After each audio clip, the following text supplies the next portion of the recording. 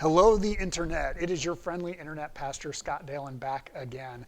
I am a pastor in the ELCA, or the Evangelical Lutheran Church in America, in a small community in the southwest corner of Iowa. But here in the internet, my section, branch, chunk, tradition, denomination, whatever you want to call it, my part of the larger church doesn't really matter. All I want you to know is that I'm your friendly internet pastor here for you. But why am I here for you? Perhaps you're wondering if you've never seen one of these videos before.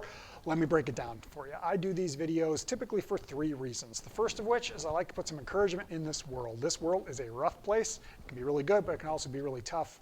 And we could all use some encouragement. So I like to do that. That's reason number one. Reason number two is to do some teaching about things that I call liturgical. This is a big fancy church word that we use to talk about various focal points and seasons and traditions and such over the course of the church year as we move throughout the different seasons. So that is reason number two. And finally, reason number three is that I offer a message or a talk or a sermon, a homily, whatever you want to call it, based on the assigned scripture text for the week. And if you're wondering, it's also the same one that I will preach to my congregation when Sunday rolls around. So those are the three reasons that I do these videos. If you are interested in that and would like to see them when they come out, typically on Fridays is when I put them out, you can hit the subscribe button here on YouTube and you'll get them when they come out, and that will be spectacular. But if you don't want to, no biggie. Also, in addition, I like to put some encouragement out on some of the various social medias, so you can search me up on there if you're interested as well. Facebook and Instagram are kind of the big two. I'm also on Twitter, but Twitter's kind of weird these days. And I'm also on TikTok. TikTok, again, is also kind of weird. So if you are interested in those brief little snippets of encouragement throughout the day, you can search me up on there as well. I'll put those links down in the notes below the video, so you can check that out there if you want to. If not, no biggie. Okay, introductions out of the way. How you doing?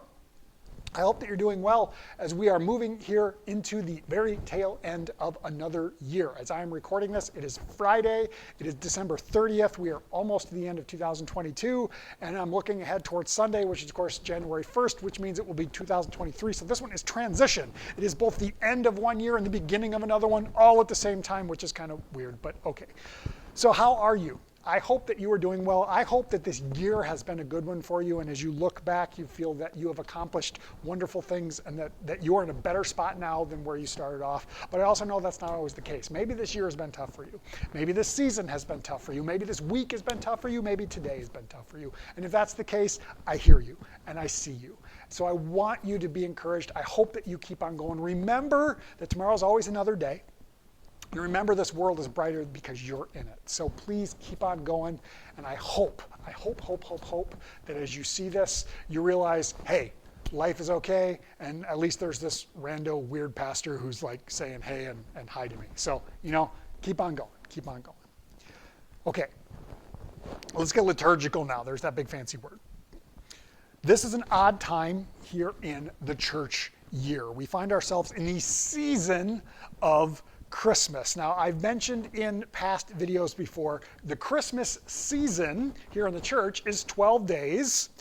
And think about the song, the 12 days of Christmas, the partridge in a pear tree and all that stuff. Now, it starts actually on the 25th. It starts on Christmas Day and carries through to January 6th every single year. But this is, of course, different than the Christmas season out there in the regular world when we start to think about it when December starts and all of that nature. But in the church year, Christmas starts with Christmas and then continues for the next 12 days. Not quite 2 weeks, which is weird, I know. Now, depending on how the dates fall in the calendar, we always will have at least one Sunday of Christmas. Sometimes we have two. It just depends on how the days of the week fall. This year around, though, just one, and it's happening this weekend, which, as I mentioned already, is also New Year's Day. Now, admittedly, this whole idea is weird of Christmas carrying on past Christmas Day. It's odd, especially as mentally we start thinking about New Year's, once Christmas is done, and all the department stores have switched over to Valentine's Day, and they'll be on to Easter before we know it. But all of that is kind of changing off. But here in the church, we do carry on. You can see the tree is still up behind me. We still have the white paraments. I'm wearing the white shirt that go along with the season of Christmas, and all of that is going on. So because of that, our scriptural focal points kind of still continue to circle around the birth of Jesus. Now, we had the actual story of Jesus' birth on Christmas Eve that happened here about a week ago, and now in this, we're still kind of circling around that basic narrative. But we've also got some transition coming up as well. Now, I mentioned that Christmas season goes through January 6th. January 6th, every single year, is the day of Epiphany, which will then kick off a different season. Now, Epiphany, that is the focal point of the way that Jesus is revealed to the world. Now, of course, we started seeing that with the Christmas story, the nativity story, but we see it in different ways as well. Now, the day of Epiphany, we actually focus in on the story of the arrival of the wise men or the magi. Perhaps you've heard them called the three kings. That's not accurate at all, but the magi or magicians or wise men, all of those are better names. And the story that we then have kind of carries on from there. Now, sometimes in some congregations, you'll find that the focus switches to Epiphany this Sunday, and so they focus in on that part of the story, that specific part of the story. Sometimes you don't find that. It's just the tradition of the specific place. But it's all important this time around because the story that I'm going to read in just a second here and the story of the Magi on Epiphany, they're all part of the larger deal, and we're going to tie all that together here in just a minute. So with all of that intro out of the way, let's get into it. This week's reading for the first Sunday of Christmas comes out of Matthew chapter 2, verses 13 through 23. After the wise men had left, an angel of the Lord appeared to Joseph in a dream and said, "Get up, take the child and his mother and flee to Egypt, and remain there until I tell you, for Herod is about to search for the child to destroy him." Then Joseph got up, took the child and his mother by night, and went to Egypt and remained there until the death of Herod. This was to fulfill what had been spoken by the Lord through the prophet, "Out of Egypt I have called my son." Now when Herod saw that he had been tricked by the wise men, he was infuriated. And he sent and he killed all the children in and around Bethlehem who were 2 years old or under, according to the time which he had learned from the wise men. Then was fulfilled what had been spoken through the prophet Jeremiah. A voice was heard in Ramah, wailing and loud lamentation. Rachel weeping for her children. She refused to be consoled because they were no more. When Herod died, an angel of the Lord suddenly appeared in a dream to Joseph in Egypt and said, "Get up, take the child and his mother, and go to the land of Israel, for those who were seeking the child's life are dead." Then Joseph got up, took the child and his mother, and went to the land of Israel. But when he heard that Archelaus was ruling over Judea in place of his father Herod, he was afraid to go there. And after being warned in a dream, he went away to the district of Galilee. There he made his home in a town called Nazareth, so that what was spoken through the prophets might be fulfilled. He will be called a Nazarene. The word of the Lord. Folks, may the grace and peace of our triune God be yours today and forever. Amen. Currently in the movie theaters, the big movie right now is Avatar 2, which if you're familiar with those, you know it's a whole lot of very, very intense computer-generated imagery. Now, CGI, as it's called, has been around for a long time.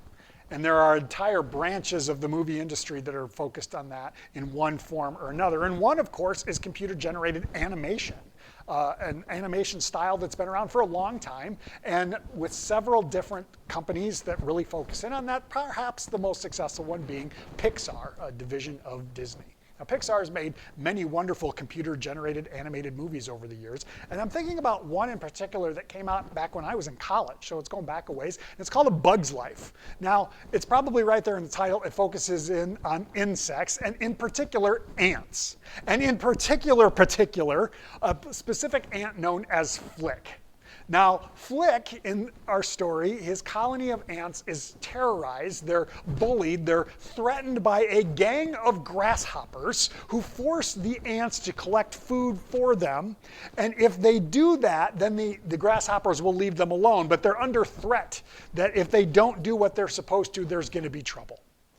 And anytime one of the ants gets a little bit out of line, the bullying behavior kicks in. And of course, this happens fairly early on with Flick, with our main ant. Now, there's a scene where all the grasshoppers are around and they're throwing their weight around, and he stands up and he kind of mouths off just a little bit. So the main baddie grasshopper bullies him. He beats him up.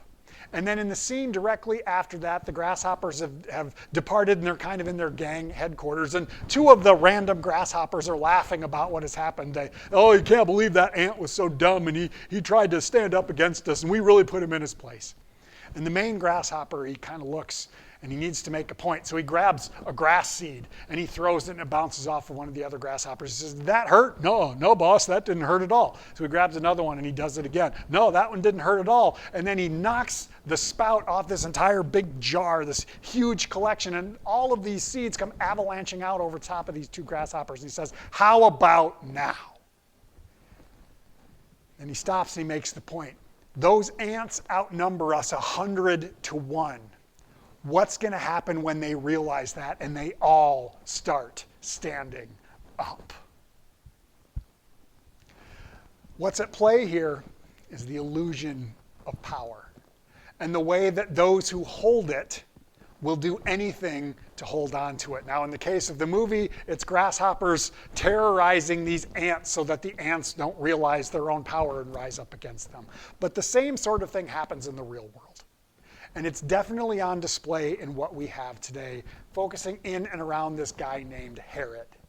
Now, Herod, or Herod the Great as he was known, he was a tyrant king of Judea, or the southern part of Israel. And his history is important. Now, he came to power as a vassal king to the Roman Empire about 35 years before Jesus was born, give or take, 30 or 40 years, somewhere in that vicinity. And this guy, in many ways, was an effective leader, but he was also a tyrant, and he was also not very well liked as we look back in history. The guy was so paranoid that people were going to undermine him and come after him, that he was constantly scheming, and even going farther than that, taking steps to ensure that his power would never really be threatened. Now, he had undermined the previous ruling power, and he had married into that family. And so some of the individuals that he was worried about, some of the individuals that he was scared about, were representatives of that former family. And so he took various steps, and let me tell you, this guy was paranoid beyond belief. He ordered the death of his mother-in-law. He ordered the death of one of his wives. He ordered the death of several of his own children, not to mention some extended family members as well, if he even had the inkling that these guys might pose a threat to my power. Now, this is the individual that we're talking about. He's the ruling elite in and around Jerusalem and Judea and Israel, the Holy Land, whatever we want to call it, at the time when Jesus is born. Now, when our story actually picks up, we're like halfway through the important story, and it's important to back up and give us the setting, or give us the context. So when the birth of Jesus happened, a star appeared, and the wise men, or the magi, they have witnessed it, and so they have traveled to the Holy Land. They have traveled to Jerusalem because they recognize the sign of a new king that must be recognized. And so where better to find the king than to go to the royal palace? So they come into the royal palace. They come before Herod the Great, and they ask him, "Where is the newborn king that we may worship him?" Immediately, warning lights are going off in the mind of Herod. And he's like, "What is going on? You mean there's a new king? Someone else is going to be a threat to my power, and he's not going to stand for it." But rather than just going on the war path initially, he gets a little bit sneaky. The first thing he does is he calls in the scribes and the experts to go through the various prophecies to see, where will this child be born? Where will this king be born? And they've discovered it's Bethlehem. So then he does some talking with the wise men, and he finagles around. He kind of finds out a time frame, and we find out that it's somewhere in the vicinity of a year or two since the birth of Jesus, and that's where all of this kind of comes from, why we hear about the death of babies 2 years and younger just a moment after this. But he starts to finagle all of this, and he doesn't want to tip his hand to the wise men. So he says, "Go and find the child. And when you find him, come and let me know so that I may worship him too," which is a load of hooey. He basically just wants to identify who this child is so he can have him killed. The wise men go off, they go into Bethlehem, they search around, eventually they find the Holy Family, they worship Jesus, they present their gifts, and as they are ready to depart, an angel shows up in a dream and gives them a warning. Do not go back to Herod, and so they depart by a different road, whatever that means, and they travel on home. And you know what? We've had a lot of these angelic warnings going on, or angelic dreams or angelic appearances in dreams. It seems like it continues to happen. We've had Joseph given instructions in the first chapter before the birth of Jesus, and now that Jesus is around, we have the wise men who are being warned about Herod, and now we have Joseph being warned about Herod, that Herod wants to kill Jesus. So we hear, take the child and his mother and go into Egypt and stay there until I tell you. And so that's what they do. And now Herod realizes he's been duped. The wise men have undercut him. They have not done as they said they were going to because of this angelic dream that they've had. And so he goes on the warpath and he orders the death of these babies, these innocent babies in and around Bethlehem, 2 years and under. Their only crime of being born at the wrong place at the wrong time. Now, this event is known as the slaughter of the innocents. And it's perhaps a shocking idea, a shocking revelation to see that this happened in and around the birth of Jesus. And it's a really, really rough thing to think about. But Herod, he is simply enacting this thing that we've talked about, this idea of the illusion of power, and how he sees a threat against it. Now, how often, if we look back through history, do we see events like this? Someone who's so desperate to hold on to power that they will go above and beyond and they will do the unthinkable in order to try and hold on to it. In this case, it's murdering innocent babies. And we've seen many different examples of the same type of thing, just like the grasshoppers throwing their weight around to make sure that the power will never rise up against them. Herod is doing the same thing here. Now, what's interesting about this whole situation is eventually Herod dies, actually not long after this. And then the angel shows up in a dream to Joseph again, and they're off in Egypt. And the angel says, the ones who are threatening your son are now gone, so come back to Israel. And so they do. They start heading back again, but they're warned in a dream again because Herod's kid, who's every bit as bloodthirsty as he is now ruling in the same area. So they travel up to Galilee and they make their home there. And we hear all of this stuff.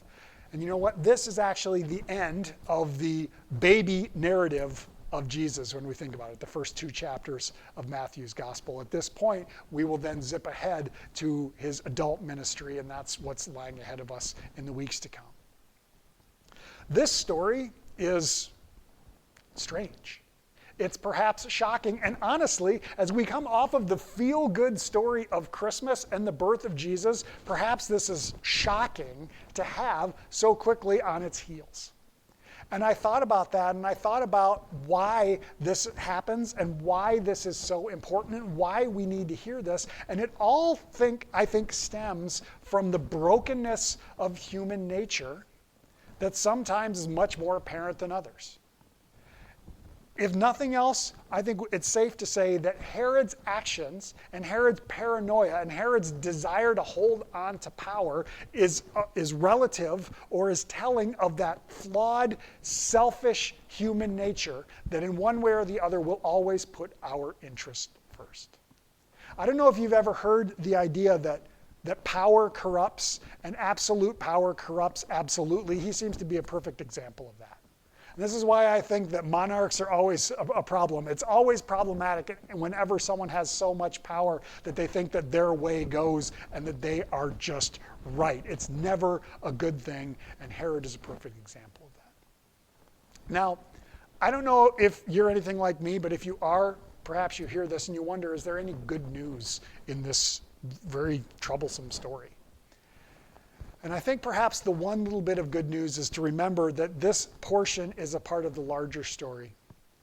And the larger story is about how God, the divine, entered into this world as one of us, into this broken world as one of us, into this world filled with selfish, broken people as one of us. And we hear it in the earlier narrative when Joseph is told, you will call him Emmanuel, which means God with us. Whatever else was going on in the midst of all of this, God entered into a world. God dwelled among us. God is with us in the midst of all the broken junk and is still present even in the times when the illusion of power seems to be winning. We all know that in this world, things are not always great. Things do not always go well, and sometimes it seems like everything bad is what seems to win out. But the ultimate promise of the gospel is that God is present in those hard times. God is present in the times when it seems like the darkness is winning, when it seems like evil is winning, when it seems like the selfishness is winning, and God has promised that all of that does not get the last word in our stories. The promise of the gospel says that God gets the last word, and somehow, through the life and the death and the resurrection of Jesus, God has overcome all of that junk, even in the times when it doesn't feel like it. May we remember that in the midst of hard stuff, that God is with us. Amen. Folks, may the Lord bless you and keep you. Lord, make his face shine upon you and be gracious unto you. The Lord look upon you with favor and give you peace. In the name of the Father, and the Son, and the Holy Spirit. Amen. Take care, everybody. We'll catch you next time.